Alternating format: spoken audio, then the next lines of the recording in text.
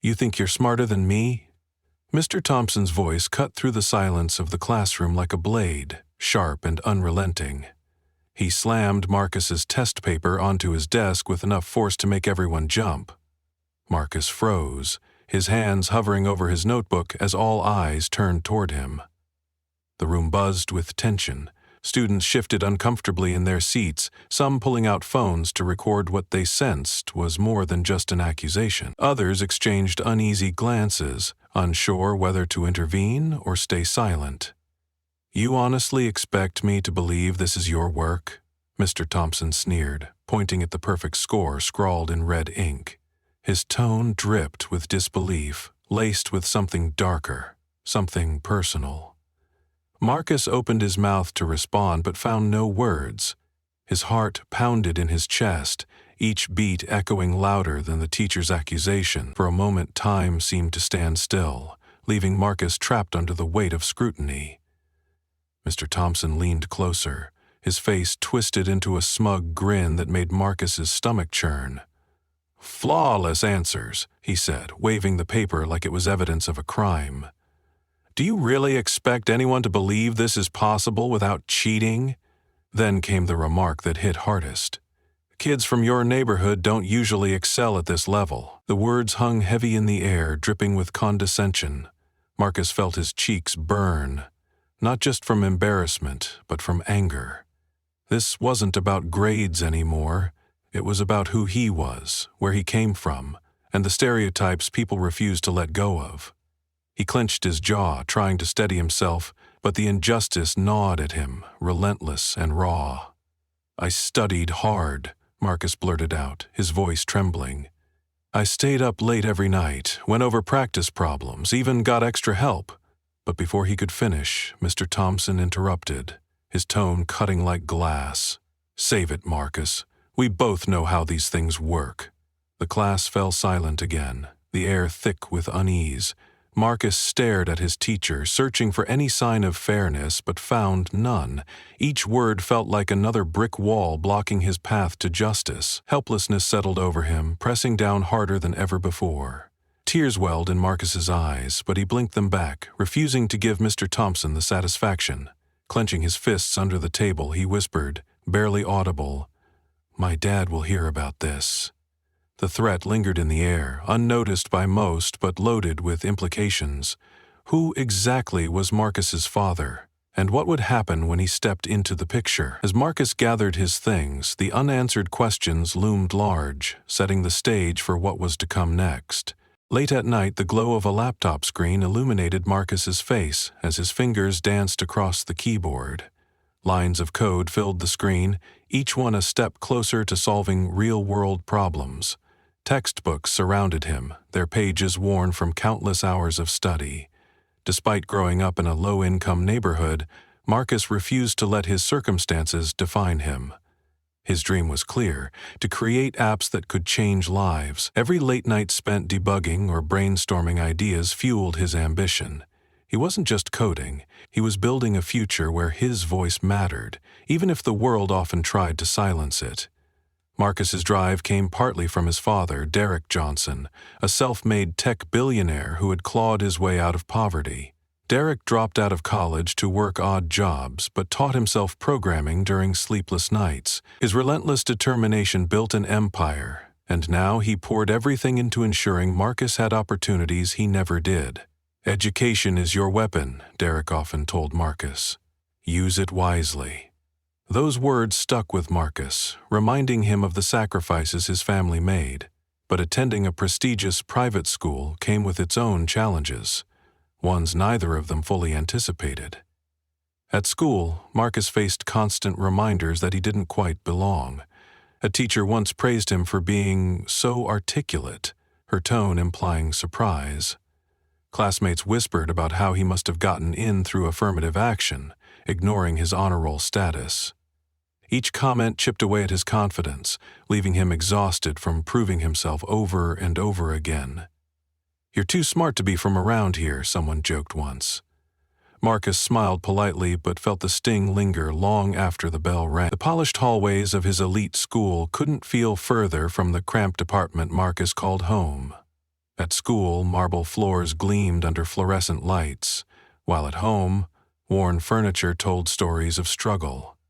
Caught between two worlds, Marcus wrestled with fitting into a predominantly white institution without losing sight of his roots. His family's sacrifices weighed heavily on him, yet they also pushed him forward, even when the path felt impossibly narrow. Sitting alone in his room, Marcus stared at his acceptance letter, the irony sinking in. He'd chosen this school to escape stereotypes, only to find new ones waiting for him. As frustration bubbled beneath the surface, Marcus realized something bigger was at play. Systemic racism hiding behind polite smiles and backhanded compliments. This awareness sparked a quiet resolve within him, hinting at battles yet to come. Marcus raised his hand, eager to ask about a complex equation on the board. "We'll cover that later," Mr. Thompson said curtly, barely glancing in his direction before moving on. It wasn't the first time Marcus noticed something off. His assignments were simpler than those given to top students like Emily or Jake. Was it because he was black? The thought lingered uncomfortably, planting seeds of doubt that gnawed at him silently. Walking past the faculty lounge, Marcus overheard Mr. Thompson's voice.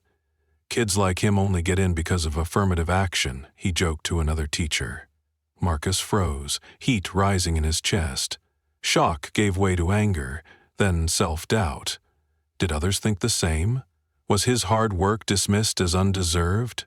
Each word felt like a weight pressing down on him, making it harder to breathe. He walked away, replaying the comment in his mind, wondering how many people shared this belief and how deeply it shaped their views of him. During parent-teacher conferences, Derek leaned forward, his tone calm but firm. "Why is Marcus getting easier problems than his classmates?" Mr. Thompson shifted uncomfortably. "I'm just trying to prepare him for the real world," he replied dismissively. "Not everyone can handle advanced material." Derek's jaw tightened, fury simmering beneath his composed exterior. Beside him, Marcus stared at the floor, humiliation burning in his chest. As they left the room, Derek muttered under his breath, "This isn't over." Back home, Marcus sat alone, staring at his report card. Had he truly earned these grades, or was he just a token statistic? Mr. Thompson's words echoed in his mind, twisting into doubts he couldn't shake. What if others saw him as undeserving? The thought clawed at his confidence, leaving him uneasy about what lay ahead. For the first time, Marcus questioned whether his achievements mattered, or if systemic bias would always overshadow them. That night, Marcus reflected on every ignored question, every condescending remark. They added up to more than small slights. They formed a pattern. A quiet resentment began to grow within him, fueled by the realization that these injustices weren't isolated incidents. Something bigger was coming, and Marcus could feel the tension building, ready to erupt into a confrontation neither he nor Mr. Thompson would forget. "This is your handwriting?" Mr. Thompson sneered, holding up Marcus's test paper like it was evidence of a crime. His voice dripped with accusation, silencing the entire class. Marcus stood frozen for a moment before walking to the front, feeling every pair of eyes burning into him. He could hear whispers, some curious, others judgmental, as he approached. "Inconsistencies," Mr. Thompson declared, pointing at the paper. "Your previous work doesn't match this." The implication hung heavy in the air. Marcus had cheated. Each word felt like another layer of humiliation piling onto Marcus, who struggled to process what was happening. The room fractured under the weight of tension. Some students snickered nervously, while others avoided eye contact altogether. One brave voice whispered, "That's not fair." But it was too soft to make a difference. Marcus scanned the faces around him, searching for support, but found none. Even those who knew better stayed silent, unwilling to challenge authority. Isolation settled over him like a suffocating blanket. It wasn't just Mr. Thompson. It was everyone else letting it happen without protest. "I didn't cheat," Marcus blurted out, pulling crumpled notebooks from his bag. Pages filled with practice problems spilled onto the desk. "I worked so hard for this grade." But Mr. Thompson cut him off mid-sentence. "Save it, Marcus. This isn't about effort, it's about honesty. His dismissive tone stung worse than the accusation itself. No matter how much Marcus pleaded or presented evidence, nothing seemed to matter. Logic and proof were powerless against bias, rooted deep within the system.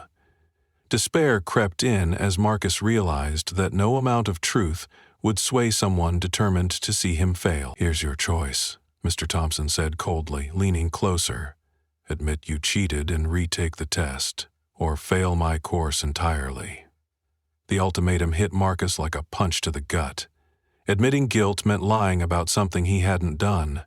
Failing meant losing everything he'd worked so hard to achieve.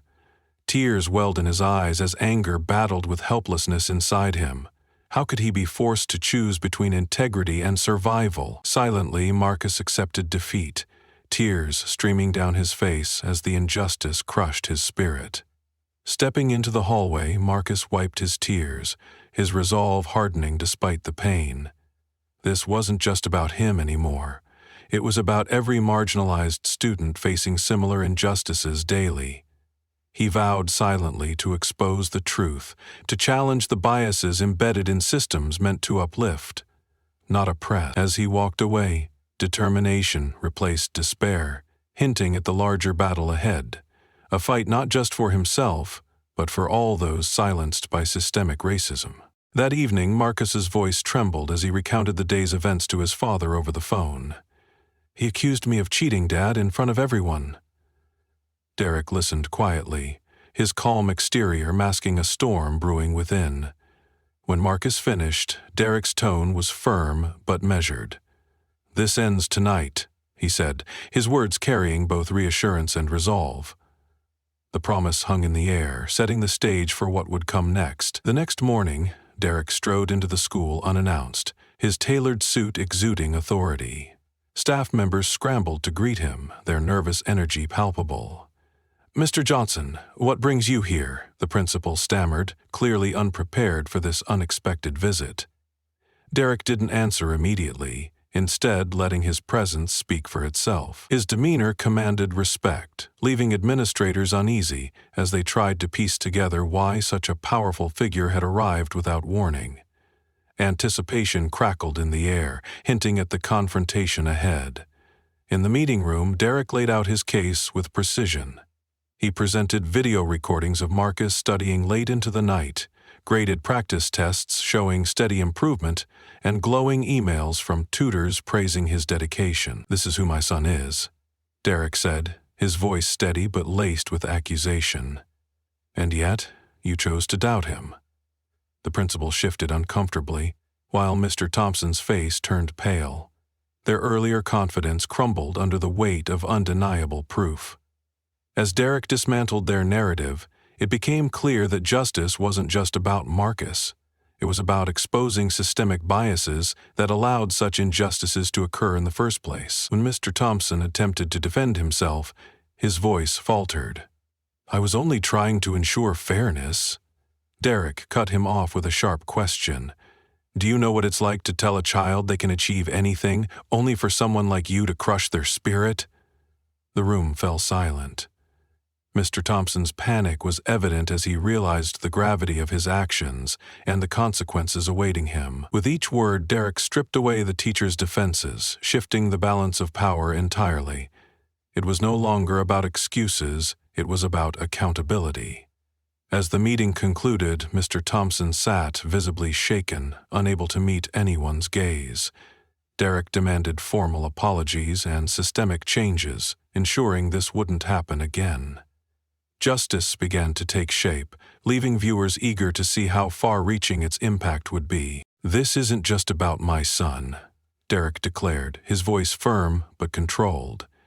"It's about ensuring this never happens again, to Marcus or anyone else." He outlined the consequences: a public apology from Mr. Thompson, mandatory sensitivity training, and suspension pending further investigation. Administrators exchanged uneasy glances, realizing the scrutiny they were under. Mr. Thompson sat silent, his earlier defiance replaced by unease as he processed the weight of accountability. Derek's emphasis on systemic change left no room for negotiation. This moment would serve as a turning point for the entire institution. Within hours, footage of Derek dismantling Mr. Thompson's accusations went viral. Social media erupted with hashtags like "Justice for Marcus," drawing millions into the conversation. Students shared their own stories of bias in education, while educators and activists called for reform. Celebrities weighed in, amplifying the outrage. "This is why systemic racism persists," one influencer tweeted. Comment sections buzzed with debates about privilege, prejudice, and the need for meaningful action. Marcus watched it all unfold, overwhelmed by the global response. What started as a personal injustice had ignited a movement, one that demanded accountability far beyond the walls of his school. When Marcus stepped onto the stage during an emotional assembly, the room fell silent. His hands trembled slightly, but his voice carried strength. "I didn't ask for this fight," he began, pausing to steady himself. "But now that I'm here, I won't back down. This isn't just my story. It's ours." He recounted the humiliation he endured, thanked those who stood by him, and challenged his peers to confront bias head-on. "Silence is complicity," he said, his words resonating deeply. "If we don't speak up, nothing changes." Applause erupted, not just in support of Marcus, but as a collective vow to dismantle the prejudices holding them back. The energy in the room shifted, a spark of unity, igniting hope for real change. Messages poured in from around the world, strangers praising Marcus's courage, classmates apologizing for their silence, even teachers acknowledging their blind spot. At school, former doubters approached him with sincere apologies. "I should have spoken up," one admitted. These small acts of solidarity restored Marcus's faith in humanity, reinforcing his belief that progress was possible. For the first time since the ordeal began, Marcus felt seen, not as a victim, but as a catalyst for change. The outpouring of love reminded him he wasn't alone in this fight. Alone in his office, Mr. Thompson replayed the events in his mind. The backlash forced him to confront his biases, leaving him humbled and remorseful. For the first time, he considered how his actions perpetrated harm. Though redemption wouldn't come easily, he resolved to unlearn old habits and strive toward becoming part of the solution, a fragile but hopeful step forward. As they drove home, Derek placed a hand on Marcus's shoulder. "Your worth isn't defined by their ignorance," he said softly. "Keep shining." The words lingered, a reminder of resilience and purpose. They tied together themes of justice, identity, and hope, leaving viewers inspired to carry the message forward. "Stories like Marcus's happen every day," the text read, bold and unyielding, as key moments from his journey replayed in succession. "What would you do if you witnessed injustice?" it asked, challenging viewers to reflect on their role in combating systemic racism.